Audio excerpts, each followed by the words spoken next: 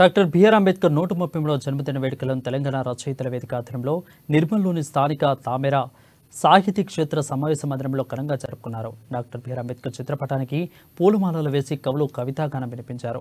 కవులు తెరవే గౌరవ అధ్యక్షులు డాక్టర్ దామెర రాములు, అదేవిధంగా అధ్యక్షులు నేరెళ్ల హనుమంతు అంబేద్కర్ రచనలను చదవాలని, అంబేద్కర్ భారతదేశానికి చేసిన సేవలను గుర్తు ఎరగాలని అన్నారు. కులమత వర్ణ భేదాలకు లేకుండా భారత జాతి నిర్మాణం కోసం కృషి చేశారని పేర్కొన్నారు. బహుజనుల ఉన్నతి కోసం ఎంతో పనిచేశారని, భారత రాజ్యాంగం రచన చేసిన ప్రపంచంలోని ఉన్నతమైన రాజ్యాంగంగా పొందుపర్చారని అన్నారు.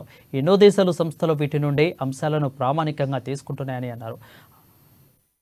రాజ్యాంగంలో ఉన్నటువంటి పొందుపరిచిన అంశాలను ఇవాళ ప్రపంచంలో అనేక సంస్థలు ప్రజాసేవ చేసే సంస్థలు ఎన్నో ఉన్నాయి.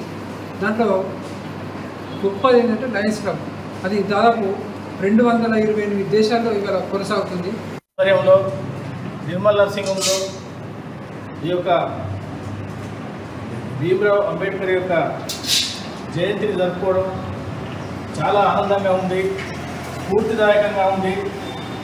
ఎందుకంటే ఒకప్పుడు భారతదేశంలో మనుస్మృతి మన రాజ్యాంగం అమలవుతున్న కాలంలో భీమ్రావ్ అంబేద్కర్తో స్వయంగా మనో రాజ్యాంగం విధించినటువంటి శాపాలకు కానివ్వండి, సూత్రాలకు కానివ్వండి, చాలా అవమానాల పాలై ఎంత బాధలు అనుభవించిందో ఆ బాధల నుంచి తేలుకొని ఆయన ప్రపంచ మొత్తం తిరిగి అన్ని చదివి పరిశోధన చేసి